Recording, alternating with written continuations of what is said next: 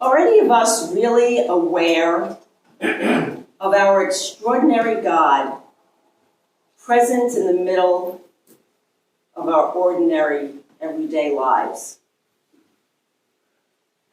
I think most of us, when we think about our spirituality, our devoutness, our religiousness, we picture ourselves at Mass, or praying in our homes or elsewhere, or maybe even meditating on the beach. The rest of our time and the rest of our life is just secular stuff. We separate the two.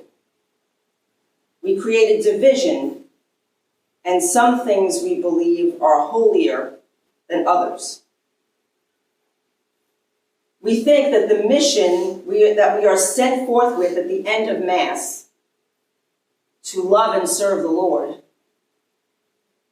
is a holy one, fulfilled by doing what we think are holy things.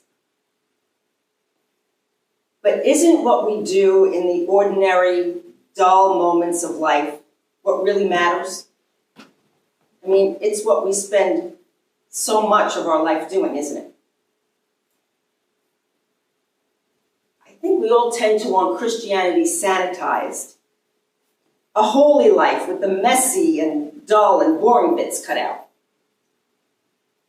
But what if those parts are important to God? What if what seems insignificant to us is really part of the abundant life God wants for us? What if we could find the holy in folding laundry, or cleaning dishes, or brushing our teeth, just by being present to the grace in it? C.S. Lewis wrote, "We may ignore, but we can nowhere evade the presence of God. The world is crowded with him. He walks everywhere, incognito. And the incognito is not always hard to penetrate. The real work is to remember, to attend. In fact, to come awake. Still more, to remain awake." We all imagine experiencing God in a silent place, preferably on the beach or in a cathedral with beautiful stained glass windows. I know that's how I always expected to experience the divine. Certainly not through conscientiously checking my email. But the longing for a contemplative ideal can be a burden to us in a life that is loud, active, sleep-deprived, filled with endless requests and needs. You get it, right? So our celebration each week, our liturgy, and the word liturgy means the work of the people, is what prepares us and helps us to do this. We come to Mass to rest in a familiar dance of ritual, movements, prayers, songs, even postures, together as one body, so that we can be blessed and sent forth to hold that sacred awareness in our everyday lives. What we do in church on Sunday, the motions we go through in our liturgy, is practice for the little daily liturgies, the habits and rituals that give meaning to the daily grind of our week. From waking up to making the bed, preparing and having a cup of coffee, clearing the email inbox, waiting in traffic, calling a friend while drinking a cup of tea, and even our rest and sleeping are all part of the liturgy of the ordinary that shapes our daily lives and contributes to who we are and what's important to us. In the book Gulliver's Travels, the Lilliputians thought that Gulliver's watch was his God, because he kept looking at it and focusing on it. And whether we examine our daily activities or not, they shape our view of God and ourselves.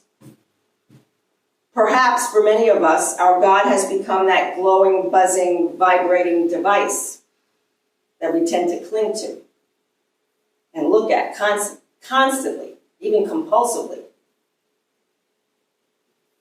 We live in a culture where we measure our worth by how much we get done, by what we achieve. We are always rushing to the next thing and miss the beauty and grace of the present moment. That's why we all get so irritated when we're stuck in the doctor's office or in traffic. We feel we're not being productive. We have lost the ability to control our time. And we're always seeking to manage our time, and we never seem to have enough of it.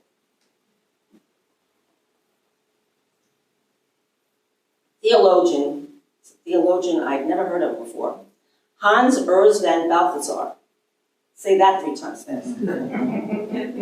He suggests that impatience is the root of all sin. When I read that, I went, yes.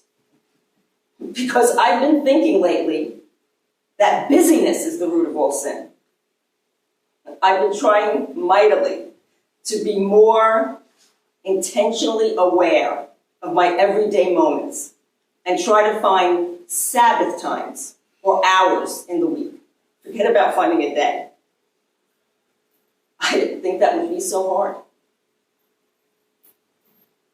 We need to practice patience and create habits that form our lives.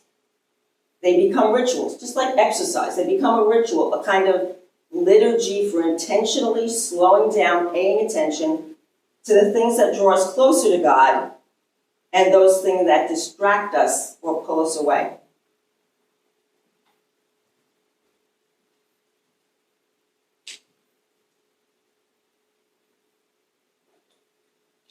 A 14th century monk, Walter Hilton, wrote letters to a layperson who was involved in commercial and political life and who wanted to leave that all and enter a contemplative religious community. Hilton challenged the man to stay in his profession, to embrace this third way, a life combining the activity of a Martha with the reflectiveness of a Mary. Now, we all remember the story of Mary and Martha.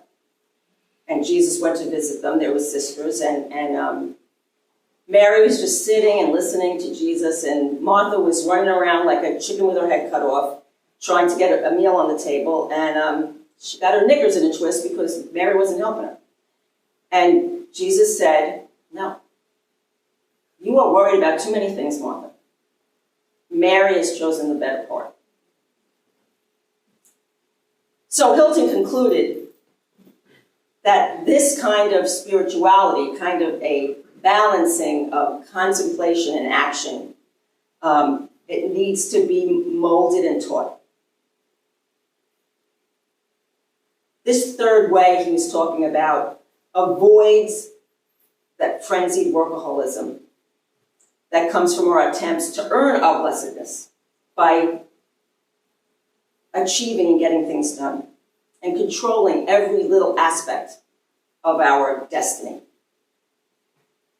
Yet it doesn't abandon our daily work and tasks, nor does it devalue them as less holy. It's kind of a balance.